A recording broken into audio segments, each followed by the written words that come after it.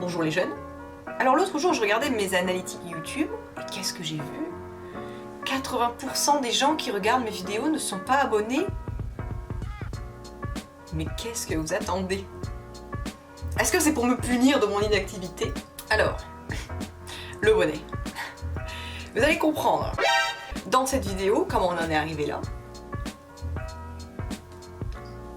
Et vu que pour le moment j'ai un petit peu la flemme de les refaire, pour le bien de tout le monde, je vais garder ce bonnet jusqu'à ce que j'ai plus la flemme. Donc, comme très souvent sur cette chaîne, j'ai envie de vous parler de mes expériences capillaires, qui sont, il faut se le dire, très peu fructueuses. Cette vidéo elle a vraiment aucun but, mais écoutez, j'ai vraiment besoin d'extérioriser mon seum.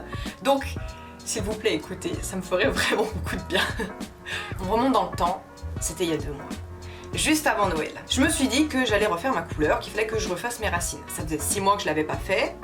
C'est le moment idéal, juste avant Noël, on se fait une petite fraîcheur.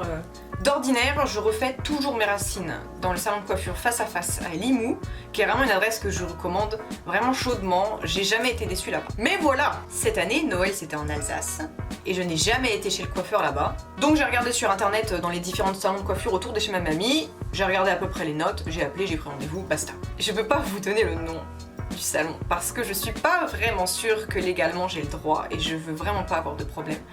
Mais si vous habitez dans la région de Mulhouse, et que ça vous intéresserait de savoir quel salon éviter, vous pouvez toujours venir me voir en privé, je vous répondrai avec grand plaisir.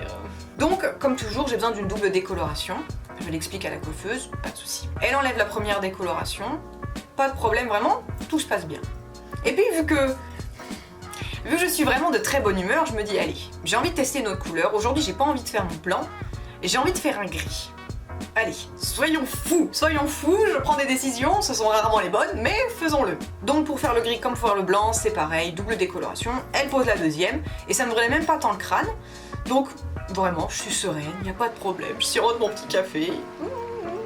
Si j'avais su ce qui allait arriver après ça. Et puis quand elle vient de checker la couleur, vous savez, elle prend ma mèche là, et puis elle fait ça, comme ça, juste pour voir à quoi ça ressemble, si j'ai toujours des reflets jaunes, etc.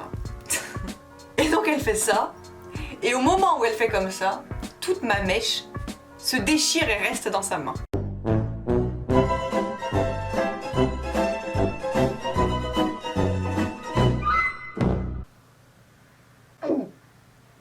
On va au bac, elle m'enlève la décoloration, on fait poser la patine grise, elle rince. J'étais de moins en moins tranquille quand même.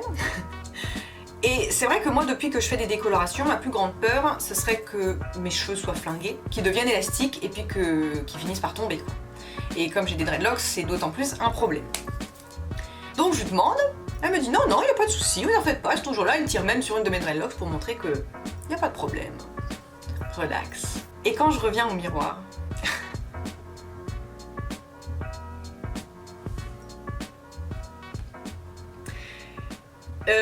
j'ai même pas les mots pour vous expliquer ce que j'ai ressenti à ce moment-là.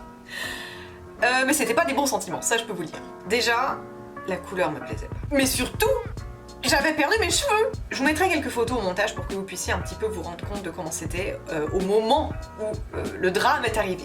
Vous voyez comme la frange est courte? Je coupe jamais ma frange aussi court.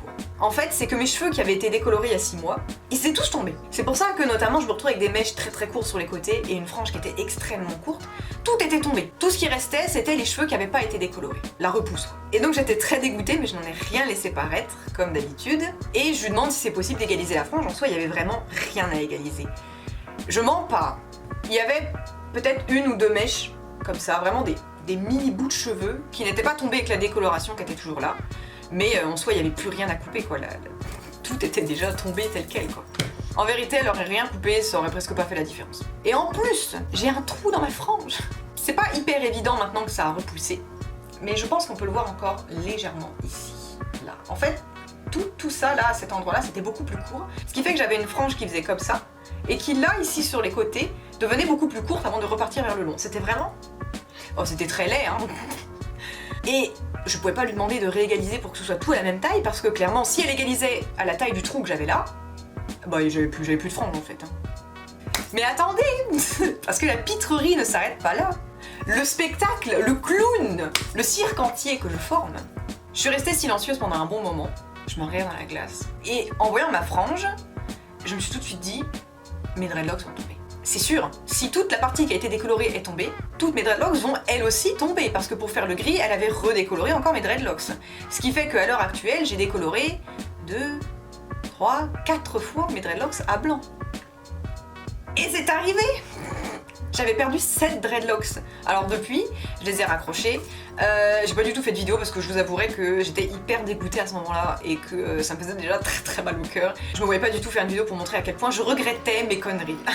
Donc on arrive à la fin, je vais à la caisse et elle me dit 175 € s'il vous plaît. J'ai le cœur qui se fend à nouveau de vous expliquer ça. C'est 80 € plus cher que ce que j'ai toujours payé à face dans le sud de la France. Et c'est un salon dans lequel j'ai toujours eu des résultats impeccables. Mais vous vous dites, j'espère que t'as râlé, que t'as dit quelque chose, que t'as au moins dit que ça te plaisait pas et que tu trouvais le prix aberrant. Non. J'ai payé et j'ai dit au revoir. Quand je suis arrivée chez ma grand-mère, j'ai enlevé ma capuche et elle m'a dit alors comment ça rend, t'es contente? Et je lui ai dit écoute mamie, je crois que je vais me coucher. Et je vais dormir parce que là j'assume pas ma tête. Attendez, j'ai gardé le ticket. Parce que le spectacle ne s'arrête pas là. Une fois mon somme contrôlé, je regarde ma facture quand même. Parce que je tiens un journal chaque semaine de mes péripéties. Et celle-ci elle valait vraiment le coup d'être écrite dans le journal, vraiment.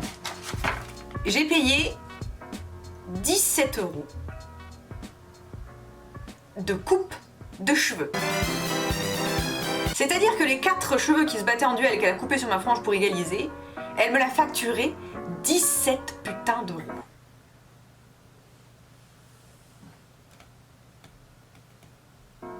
« 17 €. Il y avait vraiment rien à couper. Et c'est pas du tout parce que j'ai le seum que je vous dis qu'il y avait rien à couper. Tous mes cheveux étaient tombés. Il y avait vraiment 2 cheveux à enlever. Et sur le coup, moi j'avais même pas regardé la facture parce que j'étais tellement dégoûtée. Mais ça me choque d'autant plus parce que dans tous les salons où j'ai pu aller pour refaire mes racines, on m'a jamais fait payer la coupe de la frange. Parce qu'en soi, je pense que vous voyez aussi bien que moi qu'il n'y a pas grand chose à couper, même si mes cheveux étaient restés. Donc sachant que je claque déjà une centaine d'euros pour refaire mes racines, la coupe de 4 cheveux sur mon caillou, en général il me l'offre. Ça ne m'est jamais arrivé qu'on me le fasse payer, sauf ben cette fois-ci. Tiens. Ah bon, moi j'espère qu'elle a une prime pour Noël, hein. 17 putains d'euros. Oh, je vais pleurer. Bon, pour finir cette vidéo, la vidéo du seum. Aujourd'hui, la couleur me déplaît pas tant que ça. C'est vrai que quand je suis sortie du salon, mes cheveux avaient vraiment une couleur bleu, gris, violet, qui était pas spécialement jolie et qui était vraiment à milieu de ce que j'avais en tête. Mais après le premier shampoing, le violet bleu a commencé à s'estomper et le gris que j'avais espéré a commencé à apparaître, donc tout rentre dans l'ordre. En fait, ce que je reproche réellement à cette couleur, c'est que je trouve qu'elle ne va pas super bien au teint. Alors, je sais pas comment ça rendrait sur des personnes de couleur, mais c'est vrai que sur moi, dès que je suis pas maquillée, ça me donne vraiment un air fatigué, un peu malade, donc pas spécialement très beau. Mais ça, pour le coup, ça n'a rien à voir avec le salon, c'est juste, voilà, j'ai essayé cette couleur-là, ça ne me va pas. Bon, à ne pas refaire. Et également, j'ai décidé d'arrêter avec les décolorations. Parce qu'après cet incident, je me suis rendu compte que, de toute évidence, c'était pas fait pour moi. Que mes cheveux sont beaucoup trop fragiles pour supporter ce genre de conneries. Parce que je vois même mon crâne, à chaque fois que je refaisais mes racines, une semaine après, je me mettais à peler, mais peler parce que le crâne était brûlé, quoi. Alors, je sais pas si c'est fait comme ça auprès de tout le monde quand les gens font des décolorations, mais moi en tout cas la première fois c'était très impressionnant et pas très agréable. Voilà, et puis j'ai voulu sur mon parcours spirituel et puis je me rends bien compte que décolorer ses cheveux et mes croyances c'est pas particulièrement compatible et que ça me fait plus de mal qu'autre chose. Mais j'ai pas très envie de m'étendre sur la question, j'ai déjà parlé que c'était des choses qui étaient très personnelles et donc je compte sur vous pour ne pas en faire un débat. Voilà, c'est tout. Écoutez, n'hésitez pas à vous abonner pour montrer votre soutien à mes cheveux / paille et également à mon avocatier qui a été trop arrosé pendant mon absence et qui est en train de vraisemblablement mourir. Écoutez, j'espère que cette vidéo vous aura plu. Soutenez-moi dans mon seum, aimez cette vidéo et puis on se dit à très bientôt. Et achetez votre charbon chez Carbonex. Mon papa il a travaillé là-bas.